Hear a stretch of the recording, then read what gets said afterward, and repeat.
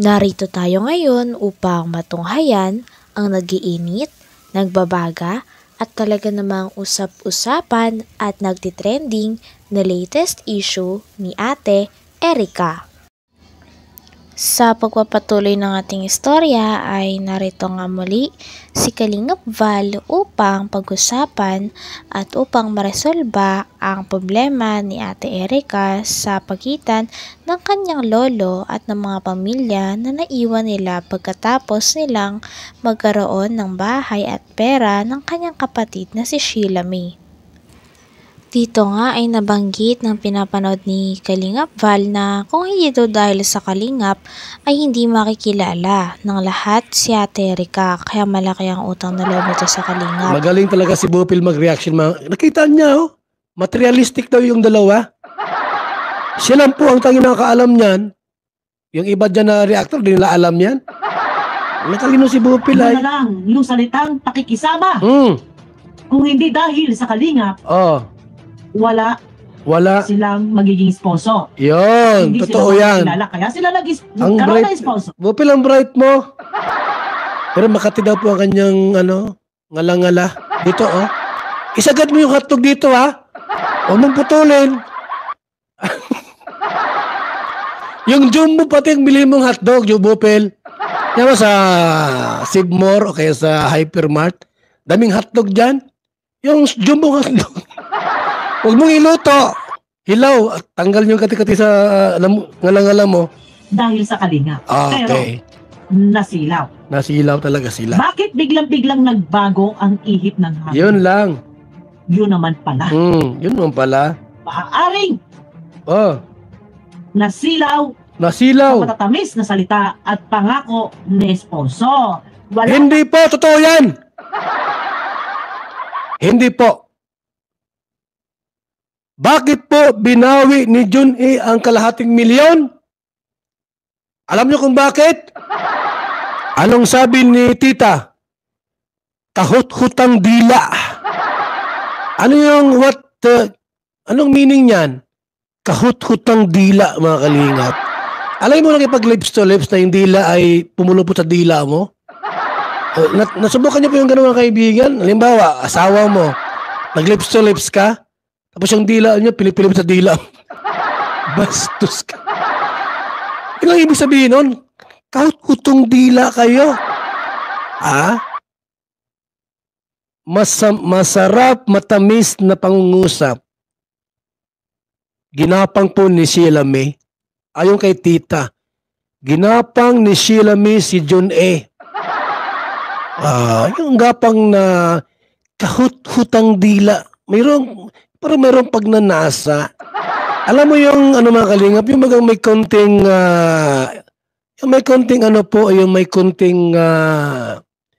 yung inano mo siya.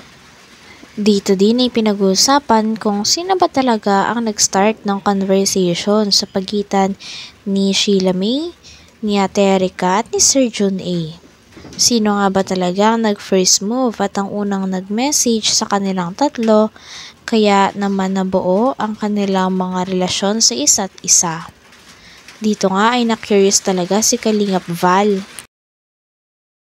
Sa mga pangako o sa pera. Ang tanong! Ayun na guys, muli na babalik. Bakit po nakuha ni Sheila May si Jun A? Sino po ang unang nag-chat at naghanap ng account? Si Sheila May, si Erica, o si Jun A? Kaya mong sagutin yan. Kayang sagutin yan ni tita. Tita! Huwag kang lumapit kay Kapidongski. Jesus! Huwag kay Kapidongski. Wala man yung... sa akin mo ilahad-lahat. Tita, para malaman natin yung buong kwento.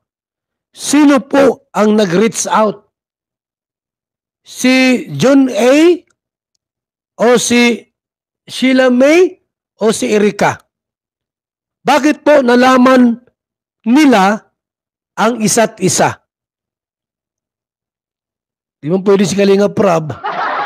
nasabihin ni Kalinga Prab, Erika, ito si John A, i-add mo sa Facebook mo. Hindi mo pwedeng ganon. It's against the rule na yung beneficiary pa magkaroon ng ugnayan sa sponsor. Bawal yan. Direct. Na yung sponsor po magdirekta doon sa beneficiary, bawal po yan. Matik po, alisin namin sa Kalingap yan. Bawal po yan. So, ibig sabihin po, sino kaya yung unang nag-reach out? Baka hinahanap ni John A. si Erika. Nakita ko sa mga vlog ni Kalinga Prab, maganda itong si Erika. Hoy, hindi maganda si Erika. May itsura lang. Nakita ko yan sa personal. Sus! May itsura. Pero hindi maganda po. Hindi ako naakit. Hindi ako naakit. Kasi kung maganda yan, maakit niya ako. Wala man lang. Walang ka-apil-apil. Si Sheila may mataba pa. Ang maganda po si Biancy. Tanda ni Biancy. Na-inlove ako kay Biancy. Ido! Dito rin ay nabanggit nga ni Kalingap Val ang isang rule sa Kalingap. Ito daw ay bawal magkaroon ng ugnayan ang sponsor sa mga beneficiaries o magkaroon ng kontak o pag-uusap tungkol sa mga sponsors na magaganap. Kailangan nga ay malaman ito ng Kalingap sapagkat Kalingap ang nag-organize ng mga ito at talaga namang ito rin ang tungkulin ng mga Kalingap kung bakit sila naging mga vlogger. Sino po ang nag-reach out? Si John A. o si Sheila May o si Erika? Bakit po nalaman nila ang isa't isa? Di mo pwede si Kalinga Prab. Nasabihin ni Kalinga Prab, Erika, ito si John A, i-add mo sa Facebook mo. Hindi mo pwedeng ganon. It's against the rule na yung beneficiary pa magkaroon ng ugnayan sa sponsor. Bawal yan. Direct. Na yung sponsor po magdirekta doon sa beneficiary, bawal po yan. Matik po, alisin namin sa Kalingap yan. Bawal po yan. So, ibig sabihin po, sino kaya yung unang nag-reach out? Baka hinahanap ni John A. si Erika. Nakita ko sa mga vlog ni Kalinga Prab, maganda itong si Erika. Hoy, hindi maganda si Erika. May itsura lang. Nakita ko yan sa personal. Sus! May itsura. Pero hindi maganda po. Hindi ako naakit. Hindi ako naakit. Kasi kung maganda yan, maakit niya ako. Wala man lang. Walang ka-apil-apil. Si Sheila may mataba pa. Ang maganda po si Biancy.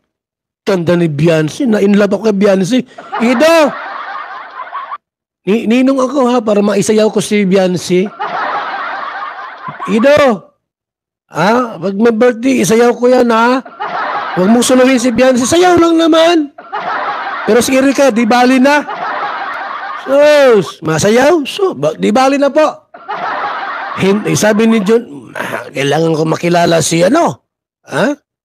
Ngayon, nagsisisi ka na. 100% po. Nagsisisi na po si John A. Yung bayot na ito. Nagsisi na po ang Kalinga po niya. Sa bahay nagmumukmok ko. Tinrider ko si Kalinga po. Ang laki-laki ng gawa kasalanan. Sa Kalinga. Ay, nagsisi ka na. Pasaway ka ay.